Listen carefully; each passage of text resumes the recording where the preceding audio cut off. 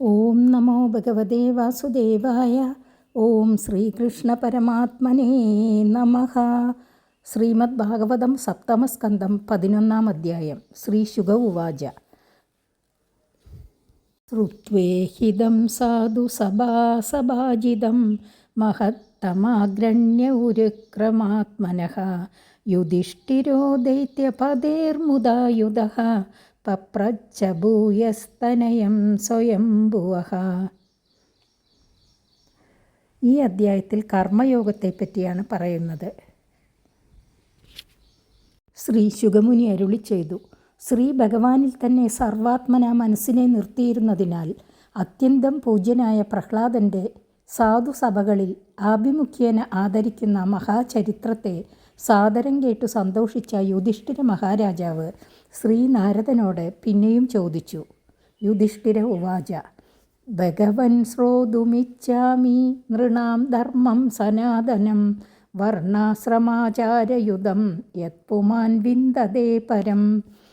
ഭവാൻ പ്രജാപതേ സാക്ഷാത് ആത്മജ പരമേഷ്ഠിനഃ സുതാനാം സമ്മതോ ബ്രഹ്മം സ്തപോ യോഗ സമാധിഭിഃ. യുധിഷ്ഠിരൻ ചോദിച്ചു. ഹേ ഭഗവൻ, മനുഷ്യരുടെ വർണ്ണാശ്രമാചാര സമന്വിതമായ സനാതനധർമ്മത്തെ കേൾപ്പാൻ ഞാൻ ആഗ്രഹിക്കുന്നു. ഏതൊരു ധർമ്മത്തെ അനുഷ്ഠിക്കുന്നതുകൊണ്ട് മനുഷ്യൻ മനഃശുദ്ധിയെയും ഭക്തിയെയും തദ്വാരാ ജ്ഞാനത്തെയും പ്രാപിക്കും? ഹേ ബ്രഹ്മൻ, അങ്ങു തന്നെ ഈ സംഗതി അരുളി ചെയ്യണം. അങ്ങയെപ്പോലെ മറ്റാരും ഈ കാര്യത്തിൽ സാരം അറിയുകയില്ല. എന്തുകൊണ്ടെന്നാൽ അങ്ങ് പ്രജകളുടെ ഹിതത്തെ ഉറപ്പിച്ചിരിക്കുന്ന ബ്രഹ്മദേവൻ്റെ സാക്ഷാൽ പുത്രനാകുന്നുവല്ലോ. വേറെയും ബ്രഹ്മാവിന് പുത്രന്മാരുണ്ടെന്നിരിക്കലും തപസ്, യോഗം, സമാധി എന്നീ സംഗതികൾ കൊണ്ട് അവരുടെ മധ്യത്തിൽ ബ്രഹ്മദേവന് സമ്മതൻ അങ്ങാകുന്നു. നാരായണ പരാവിപ്രാധർമ്മം ഗുഹ്യം പരം വിദുഹു കരുണാസാധവ ശാന്താസ്തദ്വിധാന തഥാ പരേ.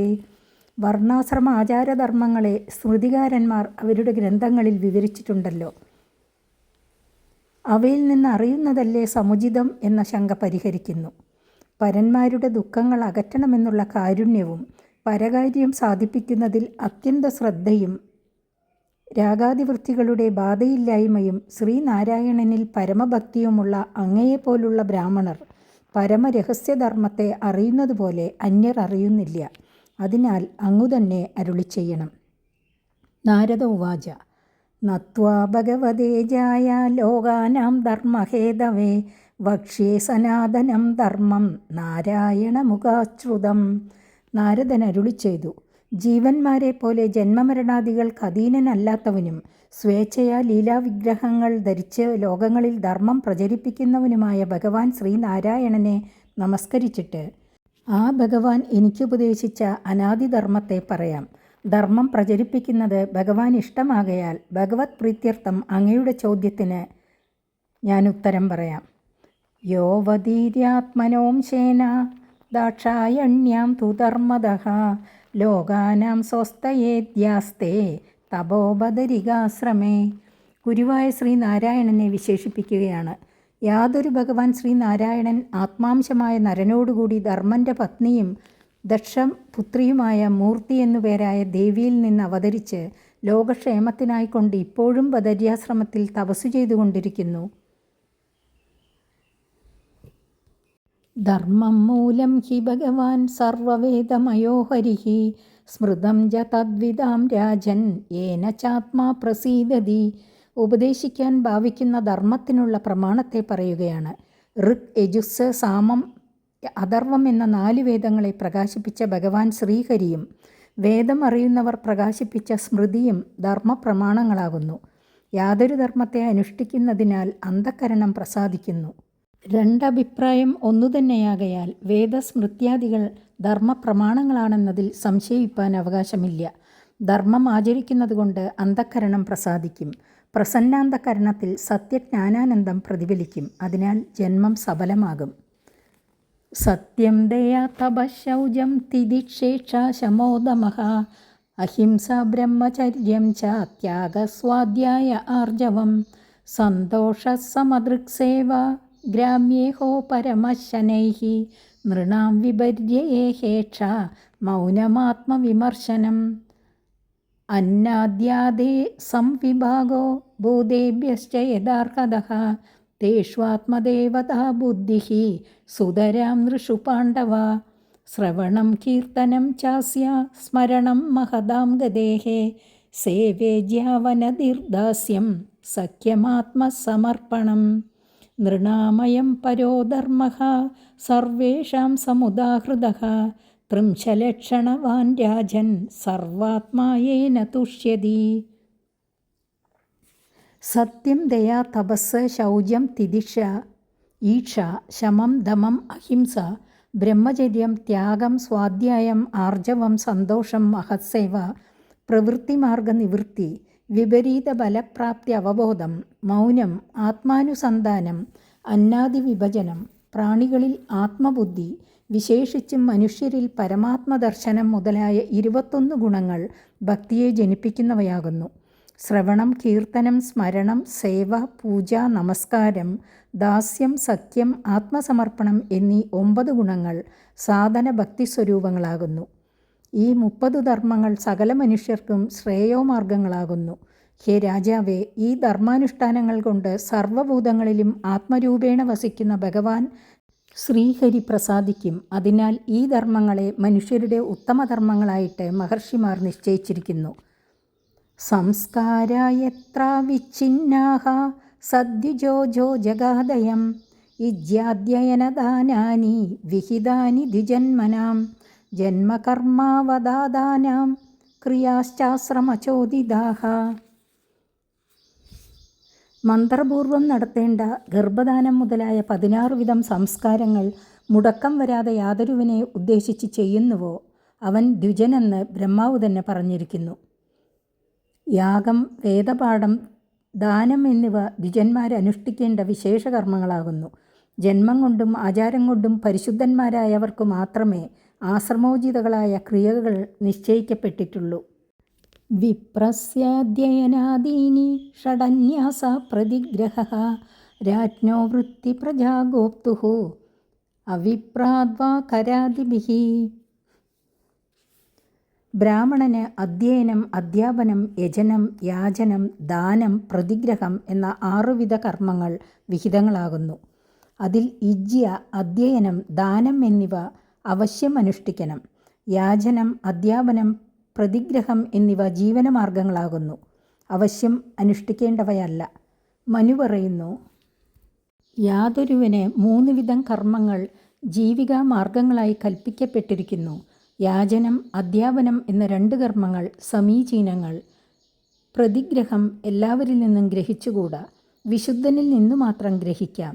ക്ഷത്രിയന് പ്രതിഗ്രഹം പാടില്ലാത്തതും യാചനം, അധ്യാപനം എന്ന 2ഉം ആപദ്ധർമ്മങ്ങളായിട്ട് സ്വീകരിക്കാവുന്നതുമാകുന്നു.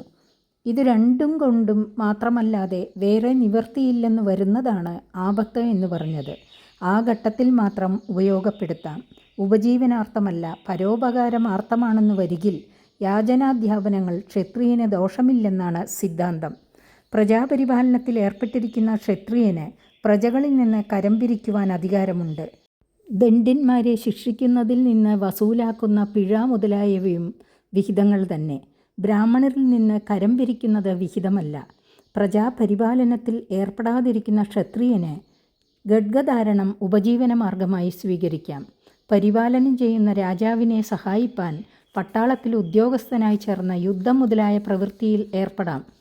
വൈശ്യസ്തു വാർത്താവൃത്തിശ്ച നിത്യം ബ്രഹ്മകുലാനുഗഃ ശൂദ്രസ്യ ദ്വിജശുശ്രൂഷ വൃത്തിശ്ച സ്വാമിനോ ഭവേത്. വൈശ്യൻ നിത്യവും ബ്രഹ്മകുലത്തെ അനുസരിക്കുന്നവനും കൃഷിയാദികൾ ഉപജീവന മാർഗമായി സ്വീകരിച്ചവനുമായിരിക്കണം. കൃഷി, കച്ചവടം, ഗോരക്ഷ, ധനം, പലിശയ്ക്ക് കൊടുത്തുവാങ്ങൽ എന്നിവയെ വാർത്ത എന്ന ശബ്ദം സൂചിപ്പിക്കുന്നു. ഇത് 4ഉം വൈശ്യന് ഉപജീവന മാർഗം. ശൂദ്രൻ ദ്വിജന്മാരെ ശുശ്രൂഷിക്കുന്നതിൽ നിന്നും സ്വാമിയെ സേവിക്കുന്നതിൽ നിന്നും ലഭിക്കുന്ന ധനാദികൾ കൊണ്ട് ഉപജീവിക്കുന്നത് വിഹിതങ്ങളാകുന്നു. വാർത്താ വിചിത്രാശാലീനം യായാവരശിലോച്ചനം വിപ്രവൃത്തിശ്ച ദുർദേയം ശ്രേയസീ ചോത്തരോത്തര. 4 വർണ്ണങ്ങൾക്കും ആവശ്യങ്ങളായ ജീവനോപായങ്ങളെ പറഞ്ഞതിൽ പിന്നെ അതാത് വൃത്തികൾ ലഭിക്കാതെ പോയാൽ പിന്നെ സ്വീകരിക്കാവുന്ന ജീവികാ മാർഗങ്ങളെ പറയുവാൻ പുറപ്പെട്ടിരിക്കുന്ന മുനി ബ്രാഹ്മണ സ്വീകാര്യങ്ങളായ വൃത്തികൾ യോഗ്യതാഭേദേന വിവരിക്കുന്നു. ബ്രാഹ്മണന് പൂർവം നിശ്ചയിച്ച ഉചിത വൃത്തി ലഭിക്കാത്ത പക്ഷം കൃഷി, ഗോരക്ഷ, വാണിജ്യം, കുസീതം എന്ന ബഹുവിധത്തിലിരിക്കുന്ന വാർത്തയെന്നു പറയപ്പെടുന്ന വൃത്തിയോ, യാചിക്കാതെ എതിർച്ചയാൽ ലഭിക്കുന്ന പദാർത്ഥ സ്വീകാരമോ, അന്നന്നേക്ക് വേണ്ടുന്ന ധാന്യം മാത്രം യാചിച്ചോ, കൃഷിയാദി സ്ഥലങ്ങളിൽ ഉടമസ്ഥൻ ഉപേക്ഷിച്ചിരിക്കുന്ന ധാന്യാദികൾ ശേഖരിച്ചോ, അങ്ങാടിത്തെരുവുകളിൽ വീണുകിടക്കുന്ന ധാന്യമണികൾ പെറുക്കിയെടുത്തിട്ടോ നിത്യവൃത്തി കഴിക്കാം. ഇത് ആപദ്ധർമ്മമാകുന്നു. ആദ്യമാദ്യം പറഞ്ഞതിനേക്കാൾ ഉത്തരോത്തരം പറഞ്ഞത് ഏറ്റവും ശ്രേയസ്കരമാകുന്നു. വാർത്താ സ്വീകാരത്തേക്കാൾ ശ്രേഷ്ഠം ശാലീനം, അതിനേക്കാൾ ശ്രേഷ്ഠം യായാവരം, അതിനേക്കാൾ ശ്രേഷ്ഠം ശിലോച്ചനം എന്നു സാരം. ശിലം, ഉച്ഛനം എന്ന 2 വിധത്തിൽ പറഞ്ഞതിനെ ഒന്നായിട്ടേ നിശ്ചയിച്ചിട്ടുള്ളൂ. അതുകൊണ്ടാണ് 4 വിധം എന്ന് പറഞ്ഞിരിക്കുന്നത്. ജഗന്യോനോത്തമാം വൃത്തിമനാപതി ഭജേ നരഃ ഹൃദേരാജന്യമാപത്സു സർവേഷാമഭി സർവശഃ. താണ വർഗങ്ങളിൽ ഉൾപ്പെട്ട മനുഷ്യൻ ഉയർന്ന വർണ്ണങ്ങൾക്ക് വിധിച്ചതായ അധ്യാപനാദി വൃത്തികൾ ആപത്തിലല്ലാതെ ഉപജീവനമാർഗമായി സ്വീകരിക്കരുത്. ആപത്തിലാകട്ടെ ക്ഷത്രിയനെ ഒഴിച്ച് മറ്റുള്ളവർക്കെല്ലാം എല്ലാ വൃത്തികളും സ്വീകരിക്കാം. ക്ഷത്രിയന് യാചിക്കുക എന്ന ഒരു വൃത്തിയൊഴികെ മറ്റു മാർഗങ്ങളിൽ പ്രവേശിക്കാം. ഋതാമൃതാഭ്യാം ജീവേദാമൃതേന പ്രമൃതേന വാ സത്യാനൃതാഭ്യാം ജീവേദ നശ്വവൃത്യ കഥഞ്ചന. ആപദ്ധർമ്മമായിട്ട് ബ്രാഹ്മണന് 4 വിധം ജീവനോപായത്തെ വിധിച്ചതുപോലെ മറ്റുള്ള വർണ്ണങ്ങൾക്കും 4 വിധം ജീവികാമാർഗത്തെ പറയുന്നു. ഋതം, അമൃതം, പ്രമൃതം, സത്യാനൃതം എന്നീ മാർഗങ്ങളെ സ്വീകരിക്കാം. ഒരു കാലത്തും ശ്വാവൃത്തി സ്വീകരിക്കാതിരിക്കണം. ഋതമുച്ചശിലം പ്രോക്തം അമൃതം യദയാജിതം മൃതം തു നിത്യയാഞ്ചാ സ്യാത് പ്രമൃതം കർഷണം സ്മൃതം. ഉഞ്ചം, ശിലം എന്ന് മുമ്പ് പറഞ്ഞതിനെ തന്നെ ഋതമെന്നു പേർ. യാചിക്കാതെ സിദ്ധിക്കുന്നത് യാതൊന്നോ അതിന് അമൃതമെന്നു പേർ. ശാലീനമെന്നാണ് അതിനു മുമ്പ് പറഞ്ഞ പേർ. നിത്യവും യാചിച്ചു കഴിയുന്ന വൃത്തിക്ക് മൃതമെന്നു പേർ. യായാവരം എന്ന് മുമ്പ് പറഞ്ഞു. കൃഷി ചെയ്യുന്ന വൃത്തിക്ക് പ്രമൃതമെന്നു പേർ. സത്യാനൃതം തു വാണിജ്യം സ്വവൃത്തിർനീജസേവനം വർജയേത്താം സദാ വിപ്രോ രാജന്യശ്ച ജുഗുപ്സിതാം സർവവേദമയോ വിപ്രഃ സർവദേവമയോ നൃപഃ. വാണിജ്യം എന്ന വൃത്തിയെ തന്നെ സത്യാനൃതം എന്ന് പറയുന്നു. സത്യവും അനൃതവും ആ വ്യാപാരത്തിലുള്ളതുകൊണ്ടാണ് അതിന് ഈ പേരുണ്ടായത്.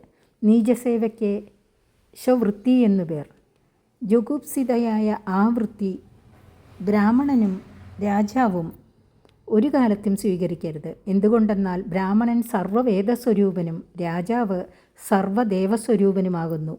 അവർ നീചസേവ ചെയ്യുന്നത് ഏറ്റവും നികൃഷ്ടമാകയാൽ അതിനെ സ്വീകരിച്ചുകൂടാ.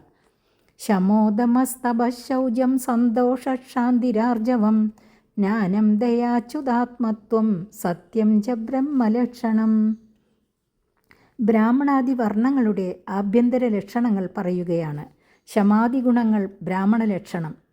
ശമം അന്ധക്കരണജയം, ദമം ബാഹ്യേന്ദ്രിയജയം, തപ ഏകാദശ്യാദി വ്രതാനുഷ്ഠാനം, ശൗചം സ്നാനാദികൾ നിമിത്തമുള്ള ശുദ്ധി, സന്തോഷ എതിർച്ചയാൽ ലഭിക്കുന്നതുകൊണ്ട് സംതൃപ്തി, ശാന്തി ക്ഷമ ക്രോധമില്ലായ്മ, ആർജവം മനസ്സിൻ്റെ ശുദ്ധത കാപട്യമില്ലായ്മ, ജ്ഞാനം വിവേകം, ദയ അന്യരുടെ ദുഃഖം തീർക്കണമെന്നുള്ള ഇച്ഛ, അച്യുതാത്മത്വം ഭഗവാനിൽ മനസ്സിനെ നിലനിർത്തുന്ന സ്വഭാവം, സത്യം യഥാർത്ഥ ഭാഷണം. ഈ 11 വിധം ആഭ്യന്തരക്ഷണം ഉള്ളവൻ ബ്രാഹ്മണൻ. ശൗര്യം വീര്യം ധൃതിസ്തേജസ്ത്യാഗ ആത്മജയക്ഷമ ബ്രഹ്മണ്യത പ്രസാദശ്ച രക്ഷാജക്ഷത്രലക്ഷണം. ശൗര്യാദി ഗുണങ്ങൾ ക്ഷത്രിയ ലക്ഷണം. ശൗര്യം യുദ്ധോത്സാഹം, വീര്യം പ്രഭാവം, അന്യർക്ക് അതിക്രമിപ്പാൻ സാധിക്കാത്തതായ ശക്തിവിശേഷം, ധൃതി ധൈര്യം, ആപത്തിലും ദുഃഖിക്കാതിരിക്കാനുള്ള മനസ്ഥിതി, തേജഃ സാമർഥ്യം, അന്യരെ കീഴടക്കുവാനുള്ള ശക്തിവിശേഷം, ത്യാഗഃ ഉദാരസ്വഭാവം, അന്യരെ സുഖിപ്പിക്കാനുള്ള താൽപ്പര്യം, ആത്മജയഃ ശരീരധർമ്മങ്ങളെ കീഴടക്കുന്നതിനുള്ള സാമർഥ്യം, വിശപ്പ് ദാഹം മുതലായവയാൽ തളരാതെ കർത്തവ്യകർമ്മത്തിൽ നിന്ന് പിന്തിരിയാതിരിക്കുന്ന സ്വഭാവവിശേഷം, ക്ഷമ സഹനശീലം, അന്യർ അപരാധം ചെയ്തിരുന്നാലും പുറത്തു രക്ഷിക്കണമെന്ന് അപേക്ഷിച്ചാൽ അവർക്ക് അഭയം നൽകുന്ന സ്വഭാവം. ബ്രഹ്മണ്യത, ബ്രാഹ്മണരെ അനുകൂലിക്കുന്ന സ്വഭാവം. പ്രസാദഃ, അനുഗ്രഹം. രക്ഷ, പ്രജാപരിപാലനം. ഈ ലക്ഷണം ആരിൽ തികച്ചു കാണുന്നുവോ അവൻ ക്ഷത്രിയനെന്ന് ധരിക്കണം. ദേവഗുർവച്യുതേ ഭക്തി സ്ത്രീവർഗ പരിപോഷണം ആസ്തിക്യമുദ്യമോ നിത്യം നൈപുണം വൈശ്യലക്ഷണം. ദേവാദിഭക്തിയാദിഗുണം വൈശ്യലക്ഷണം. ദേവന്മാർ, ഗുരുഭൂതന്മാർ, ശ്രീഹരി ഇവരിൽ ഭക്തി, ധർമ്മം, അർത്ഥം, കാമം എന്ന 3 പുരുഷാർത്ഥങ്ങളെ പുഷ്ടിപ്പെടുത്തുന്ന സ്വഭാവം. ആസ്തിക്യം, ശാസ്ത്രവചനവിശ്വാസം. നിത്യം, ഉദ്യമം, അർത്ഥസമ്പാദനത്തിൽ നിരന്തര പരിശ്രമം. നൈപുണം, അതിനു വേണ്ടുന്ന സാമർഥ്യ സമ്പത്തി എന്നിവ ആരിൽ കാണുന്നുവോ അവൻ വൈശ്യനെന്ന് ധരിക്കണം.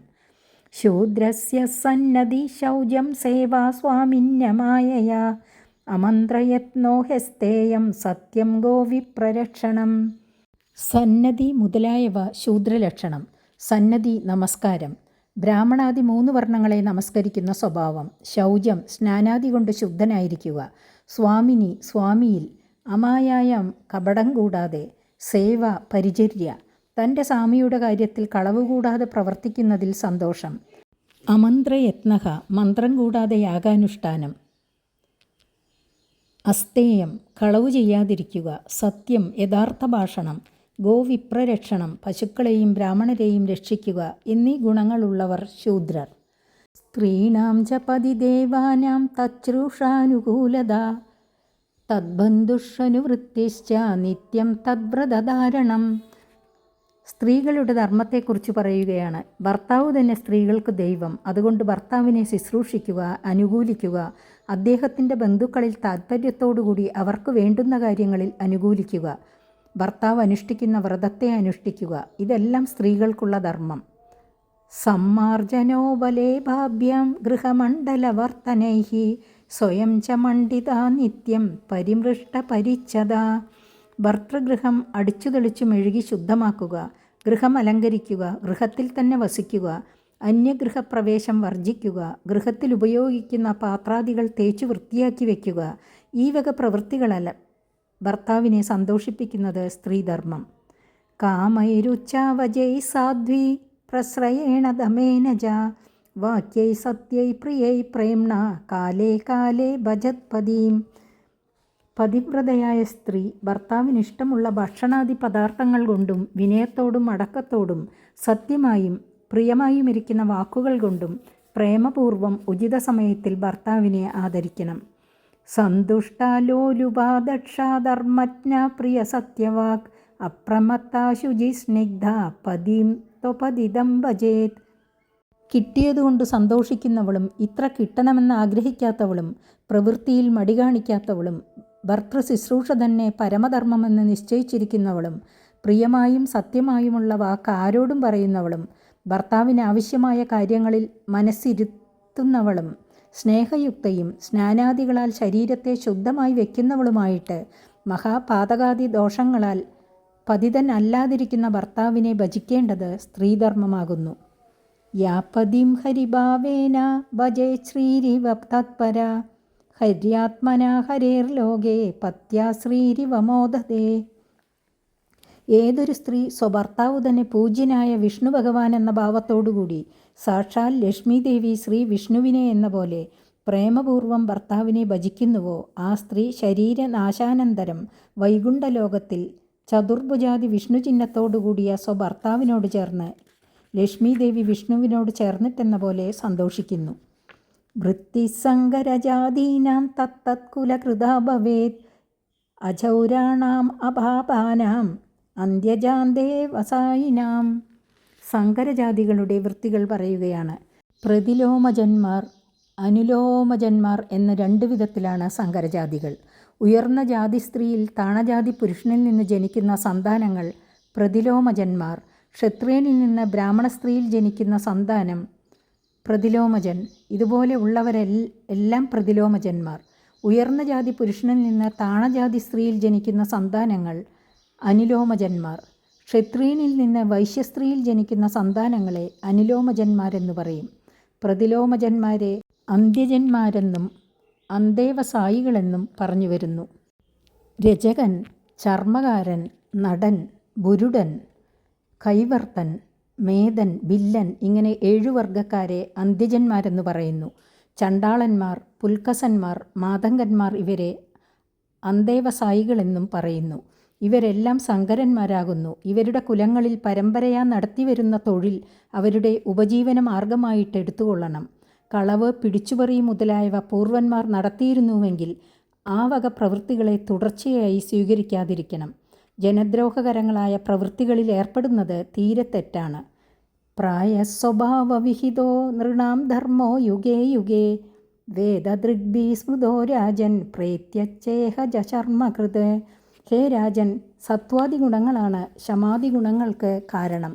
പ്രായേണ ജനങ്ങൾ അവരിൽ പ്രബലപ്പെട്ടിരിക്കുന്ന സത്വാദി ഗുണങ്ങളനുസരിച്ച് ശമതമാദി ഗുണങ്ങളുള്ളവരായിരിക്കും. അവർക്ക് വിഹിതമായിരിക്കുന്ന നിശ്ചയിക്കപ്പെട്ടിരിക്കുന്ന ധർമ്മങ്ങളെ, വർണ്ണാശ്രമോചിത കർമ്മങ്ങളെ അനുഷ്ഠിക്കുന്നത് ഇഹത്തിലും പരത്തിലും ശ്രേയസ്കരമാണെന്ന് വേദത്തിൽ വിധിച്ചിരിക്കുന്നതിനെ തന്നെ വേദജ്ഞന്മാർ സ്മൃത്യാദികളാൽ നിശ്ചയിച്ചിരിക്കുന്നു.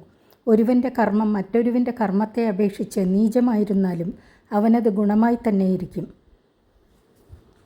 സ്വധർമ്മം നികൃഷ്ടം എന്ന ഭാവത്താൽ ഇതരവർണ്ണ വിഹിത ധർമ്മസ്വീകാരം ഭയജനകമാകുന്നു. ഒരുവൻ്റെ കുലപരമ്പരാഗതമായ വൃത്തി വധമാണെന്നു വരികിൽ അതുതന്നെ അവന് ഗുണകരം. ക്ഷത്രിയന് ശത്രുവധം വിഹിതധർമ്മമാണ്. അത് കഷ്ടമാണെന്ന ഭാവത്താൽ ക്ഷത്രിയൻ ബ്രാഹ്മണൻ്റെയോ വൈശ്യൻ്റെയോ ധർമ്മം സ്വീകരിക്കുന്നത് തെറ്റാകുന്നു. ഇതുപോലെ തന്നെ മറ്റെല്ലാറ്റിനെയും കണ്ടുകൊള്ളണം എന്നാണ് ശ്രീകൃഷ്ണ ഭഗവാൻ അർജുനന് ഉപദേശിച്ചിരിക്കുന്നത്. വൃത്യാ സ്വഭാവകൃതയാ വർത്തമാന സ്വകർമ്മകൃത് ഹിത്വാ സ്വഭാവജം കർമ്മ ശനൈർനിർഗുണതാമിയാത്. സ്വസ്വഭാവാനുസരണം വിഹിതമായ വൃത്തി സ്വീകരിച്ച് സ്വകർമ്മം അനുഷ്ഠിച്ചും കൊണ്ട് ജീവകാലം കഴിക്കുന്ന പുരുഷൻ ക്രമത്തിൽ കർമ്മത്തിൽ നിന്ന് വിരക്തനായി വരും. സത്വാദി ഗുണങ്ങളെയും അതിക്രമിച്ച് പരമശാന്തിയെ പ്രാപിക്കും.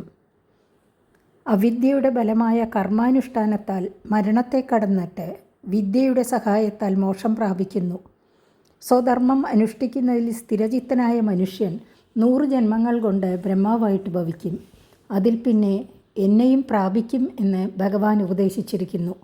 സ്വധർമാനുഷ്ഠാനത്താൽ അന്ധക്കരണ പരിശുദ്ധിയും അതുനിമിത്തം ഭക്തിയും അതിനാൽ ജ്ഞാനവും അനന്തരം മോക്ഷവും എല്ലാവർക്കും സിദ്ധിക്കും. ഓരോരുത്തർക്കും നിശ്ചയിച്ച കർമ്മം അവരവരുടെ സ്ഥാനത്തു നിന്ന് കർമ്മത്തിൽ ഉപരിസ്ഥാനപ്രാപ്തിക്ക് ഉപകരിക്കുന്ന കോണിപ്പടിയാണെന്ന് ധരിച്ചും കൊണ്ട് സ്വകർമ്മം ലോകസംഗ്രഹബുദ്ധ്യാ നടത്തണം. ഉപ്യമാനം മുഹുക്ഷേത്രം സ്വയം നിർവീര്യതാമിയാത് ന കൽപ്പതേ പുനഃസൂത്യ ഉക്തം ബീജം ച നശ്യതി. ഒരു കൃഷിസ്ഥലത്തിൽ വിത്ത് വിതച്ചുകൊണ്ടേയിരുന്നാൽ ആ മണ്ണിന് സസ്യാഭിവൃദ്ധി വരുത്തുവാനുള്ള ശക്തി ക്രമത്തിൽ ക്ഷയിക്കും. പിന്നെ വിതയ്ക്കുന്ന വിത്തും നശിച്ചു പോകും. ഏവം കാമാശയം ചിത്തം കാമാനാമതിസേവയ വിരജ്യേത യഥാ രാജൻ നാഗ്നിവത് കാമബിന്ദുഭിഹി. ഇപ്രകാരം വാസനാരൂപേണ കാമങ്ങളുടെ വാസസ്ഥാനമായിരിക്കുന്ന മനസ്സും ബഹുകാലം വിഷയഭോഗങ്ങൾ വേദവിഹിത രീതി അനുസരിച്ച് അനുഭവിക്കുന്നതുകൊണ്ട് വിരക്തി പ്രാപിക്കും. ജ്വലിക്കുന്ന അഗ്നി തുള്ളി തുള്ളിയായി ഒഴിക്കുന്ന നെയ് കൊണ്ട് ശമിക്കുകയില്ല, അധികം ജ്വലിക്കുകയേയുള്ളൂ.